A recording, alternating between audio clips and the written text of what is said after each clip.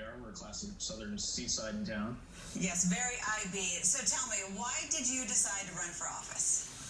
Well, I'm running for the District 4 seat for IB City Council because of the way I was raised. I was told that if I see something broken, I should fix it. And I think there's plenty that needs fixing in IB, and I decided to do something about it.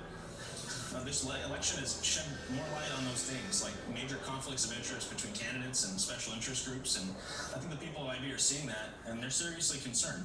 Let's talk about that. That's why I decided to run, and I'm sorry, go ahead. Yeah, let's talk about that. What are those things that are big issues that we're seeing the light on now? Absolutely, yeah. So currently my opponent, Matt Gonzalez, has accepted over $120,000 for his campaign, and 99.8% of it's from outside the city of Imperial Beach, and most of it's from labor unions. And a current city councilman running for re-election in District 2 has also accepted thousands from these same labor unions. And all this money pouring into a small town election, a tiny district race with less than 6,000 residents, these seats are being bought by big money outside influences. And on the heels of a sandbag housing order to turn Imperial Beach into a dumping ground for housing, I want the voters to start asking questions to why these outside influences have come to IB, because in my eyes and the eyes of many people that I speak to, these seats are yes votes for massive project labor agreements that are going to radically change IB from the sleepy seaside town that I mentioned it is to a dense and transit-heavy metropolis. Yeah, housing is definitely number one on your list. I was looking at your website. Talk to me about that. What's your vision for IB? Well, we already have way more affordable housing and density than is honestly fair to us. IB has twice the amount of affordable housing that it's designated for. My small corner of town in District 4, already the most densely zoned district in IB, it can't afford to pack more and more dense housing in. If you live in District 4 for any considerable amount of time, you know that's the truth. This mandated housing is going to mean costly and honestly immoral eminent domains, less city services than our budget can supply, and overall just a lower quality of life. You know, I read in your bio that you spent your summers at Camp Surf, and, you know, we spent a lot of time here focusing with the mayor, Serge Shadina, about the sewage dumping problem going on in IB. As you've been out on the campaign trail, what are you hearing from folks about that?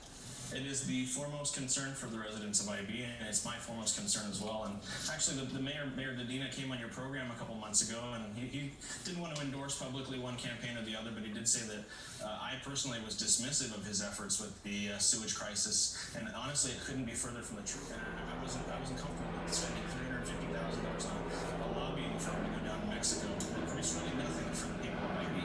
So do you have an alternative plan or something that you can actually get these wheels in motion a little faster? The wheels are definitely in motion. I have some concerns about some plans that are talked about with a sewage retention pond being installed in San Ysidro. Now, I wouldn't represent them, but swearing on the Constitution, you represent the people of the United States, and I couldn't, with good conscience, move the problem from IB to a different area. I think that we need to take some different approaches to the problem, and that $300 million allocation that we received, it's a great step in the right direction, and I commend our city staff, the mayor, the city councilman, and the congressional delegation for getting that for us. But the way we move forward with that money and making sure it is not wasted is the foremost of my concerns. What's your hands-down favorite spot of IB, that place that you can just go and take that deep breath and say, this is my town, this is my community? You know what?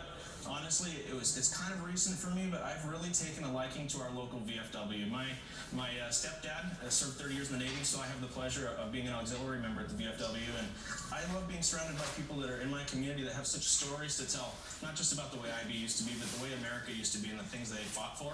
And it's inspiring for me, who's running for a political office, to hear these things and remind myself why it is that I'm doing what I do and the reason that I want to serve.